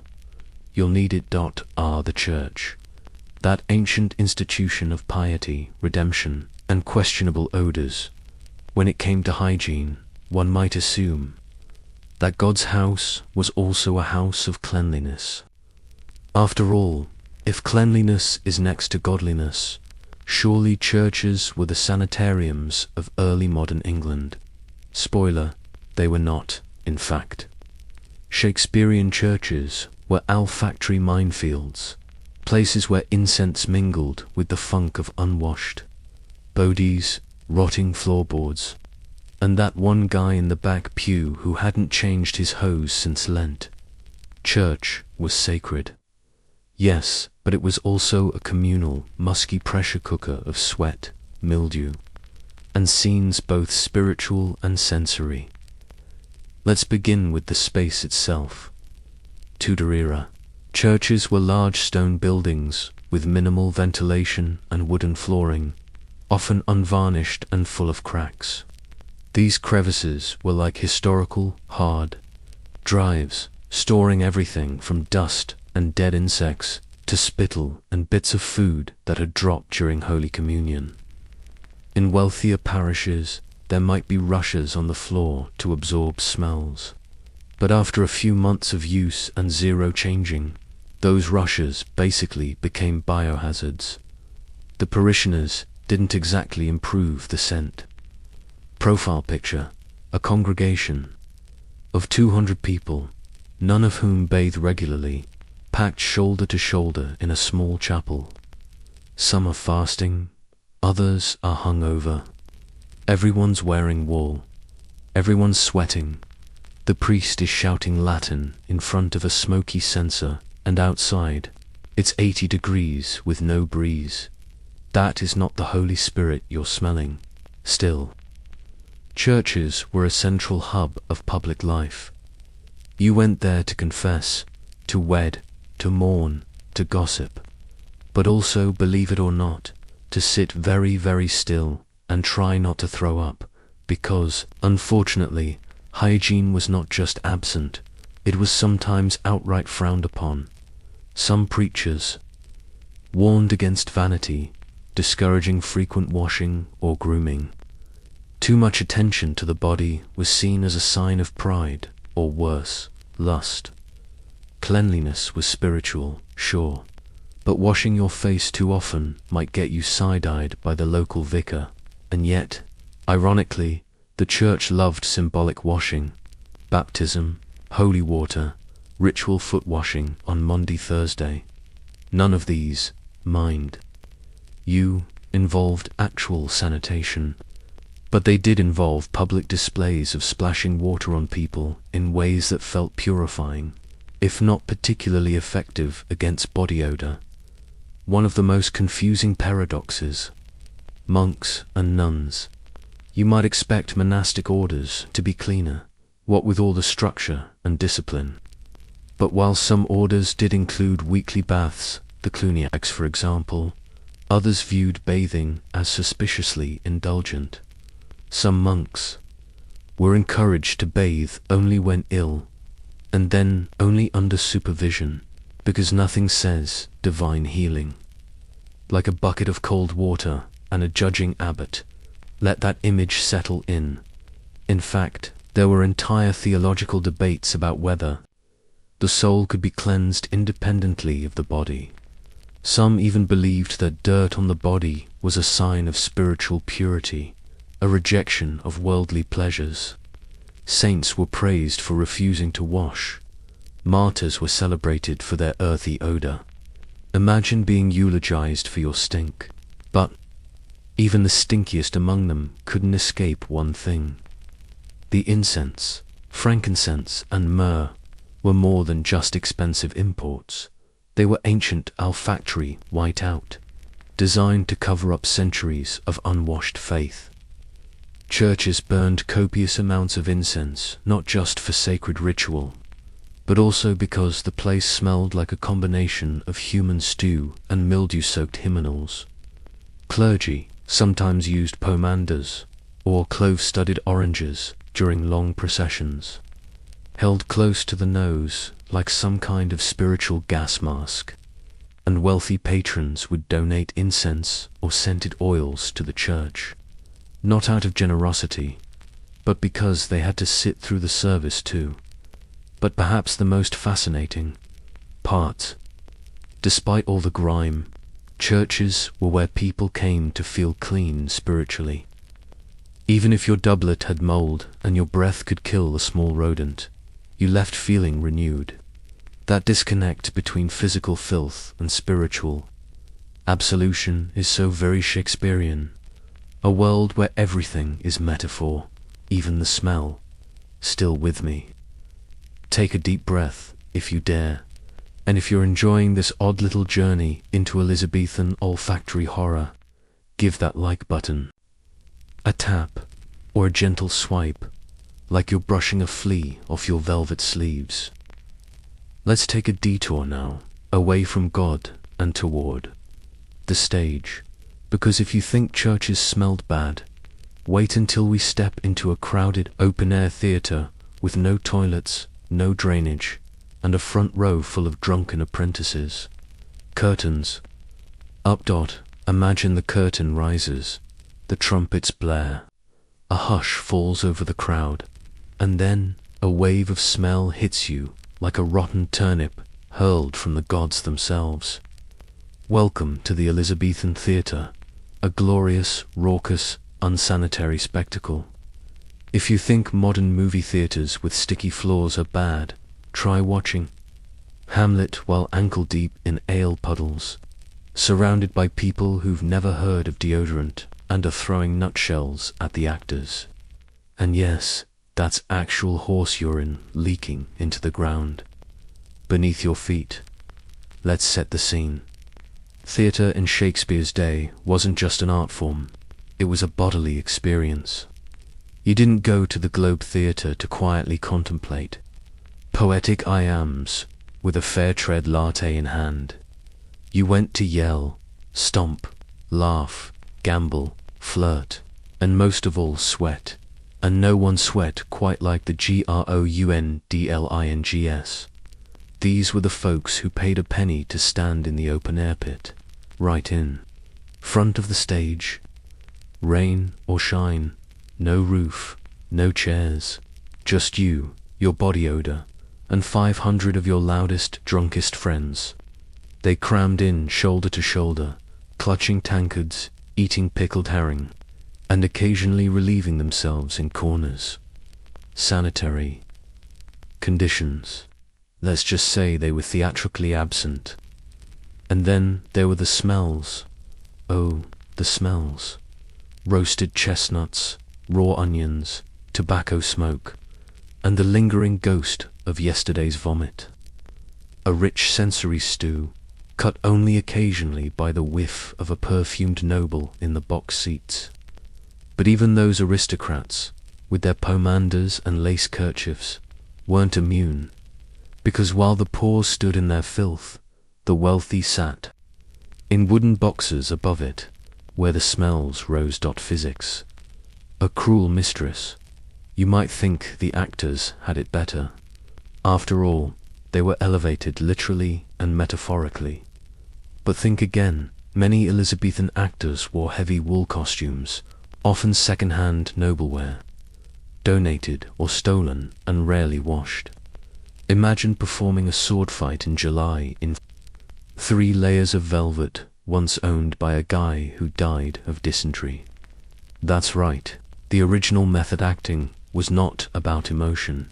It was about surviving the stench of a dead man's coat, wigs often shared, stage makeup, made from ingredients like lard, vinegar, and lead, which, when applied in the heat, created a sort of face fondue that melted under the open sun. And if you think the actor smelled bad, consider this: the props and stage dressing weren't exactly hygienic either. Fake blood was made from pigs' organs. Corpses in scenes like Julius Caesar were played by actual people lying very still, often covered in bugs. Take a moment to inhale that dot. Then there were the theatre toilets, or more accurately, the lack thereof. There were no public restrooms. In the Globe, you either waited until intermission and dashed to a nearby tavern if you were lucky, or you simply found a spot. It wasn't uncommon for audience members to urinate against the walls of the theatre. Some didn't even leave their post. Yes, Elizabethan theatre was interactive, just not in the way you hoped. Yet, despite the grime, the chaos, the airborne plague droplets swirling in the air, theatre was magical. People came not just to escape their lives, but to feel, even if that meant braving a noseful of someone else's fermented breakfast.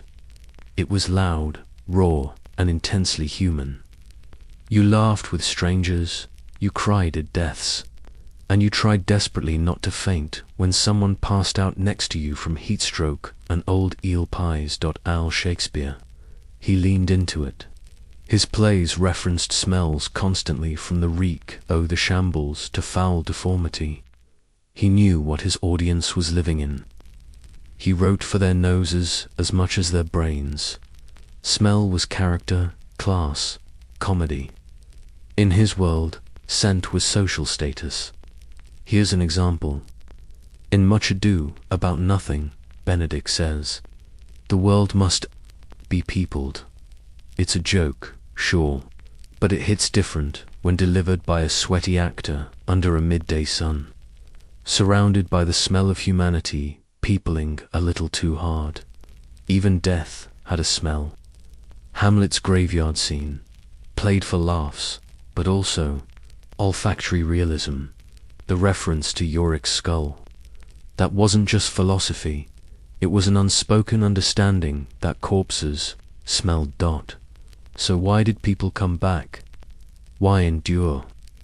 It Because it was alive, it was real, and it was the only show in town. Theatre was one of the few places where rich and poor stood side by side, sweating in sync, laughing through shared stink. A place where you could forget your bathless misery and pretend, for a few hours, that language mattered more than lice. Still watching, then you're braver than a groundling dodging chamber pot runoff. Go ahead and give this video a like. You've earned it. Or toss us a comment like you're hurling an orange peel at Falstaff. Coming up next, the final chapter. We've seen the streets, the beds, the bathrooms, and the pews. But what happened when someone finally died in Shakespeare's? England was the afterlife cleaner.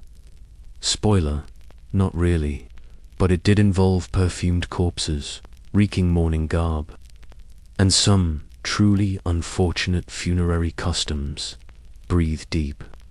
The final stench awaits. Congratulations, you've survived the rank beds, the fermented breath, the portable urine pots, and the theatre of stenches. But there's one last stop on our historical hygiene tour, and it's the one nobody escapes: death in Shakespeare's England. Dying didn't magically make you smell better. In fact, quite the opposite. If you'd been unwashed in life, you were positively ripe in death. And guess what? There was no discreet body vanishing into a refrigerated morgue. There were no lemon-scented embalming rooms with soft jazz playing. In the background, no, your body was your final public statement, and it said, "I really should have bathed more." Let's break it down. When someone died in the 16th or early 17th century, the first thing to do was panic, especially if it was sudden. After all, a dead body might mean plague.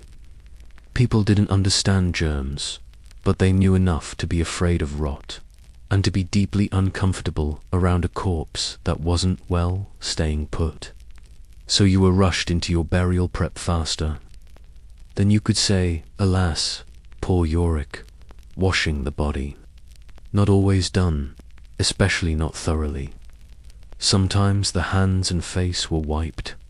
Maybe, but mostly, the solution to the odor problem was to drown it in perfume. Literally, herbal sachets, rosemary wreaths, dried lavender stuffed in the armpits, and if you were wealthy, gallons of rosewater or imported civet musk were splashed over the deceased like Febreze on a frat house couch. The goal was not cleanliness. It was olfactory deception. The body would then be wrapped in a shroud, usually wool, by law, and if you were lucky and rich, put in a lead-lined coffin. If not, you were buried fast and shallow, surrounded by other bodies in a churchyard that had no drainage, no spacing, and definitely no deodorizer. Rainfall meant runoff, and runoff meant that living parishioners sometimes shared pews with the invisible presence of the recently deceased. Let that sink in. Mourning clothes didn't help either. Black wool, heavy and unwashed, absorbed the smells of the dead and the grief of the living. It wasn't uncommon for mourners to wear the same outfit for weeks, growing more pungent with each wailing procession. Imagine crying into your sleeve while your own armpit smell knocks you senseless. The act of mourning was a sensory marathon. It wasn't just grief you wore, it was everyone else's hygiene choices. To dot, and what about the professional mourners? Yes, they existed. Hired hands who would weep, wail, and walk in circles around your stinking corpse in exchange for a bit of silver and some leftover meat pie. Their job wasn't to look good, it was to be loud, to fill the air with grief, and to distract from the fact that your Uncle Reginald was already halfway to compost. At the funeral feast, people gathered in the deceased's home, sometimes with the body still present, and ate, drank, and swapped stories. But again, This was before refrigeration, so if the person had died on a Thursday and the feast was on Sunday, you'd better hope it was cold outside.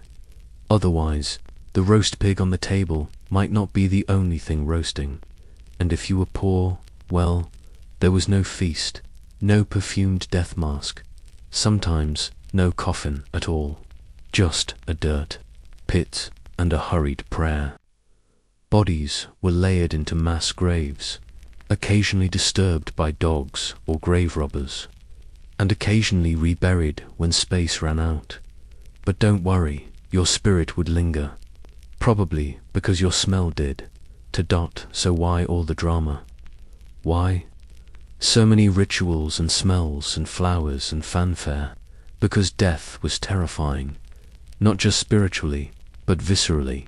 When you don't bathe, when you don't understand disease, when people die suddenly of things you can't name, you turn grief into ceremony.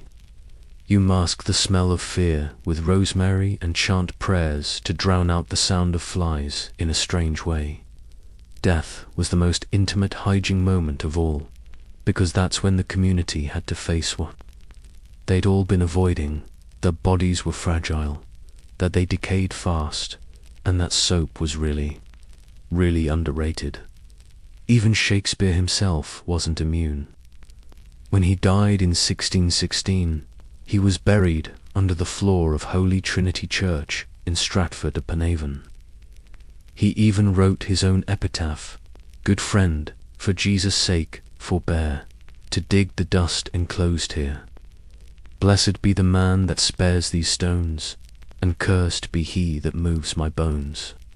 Translation: leave me alone, I'm decomposing in peace. Wise man, so, as we wrap up this aromatic odyssey through Elizabethan filth, maybe take a moment to appreciate the modern miracle of running water, soap, and dare we say it, floral-scented body wash. Your ancestors didn't have that. They had potpourri in their armpits and lice in their wigs. And when they died, they took all that with them, to the grave, and probably into the soil of your favorite quaint English village. Sleep tight, if you're still here. You deserve a long, hot shower and a gold-plated bar of soap. Subscribe for more stories that make you grateful for plumbing, deodorant, and basic dignity. And next time you hear someone complain about a public bathroom, just whisper, "At least it's not 1593. Sleep tight."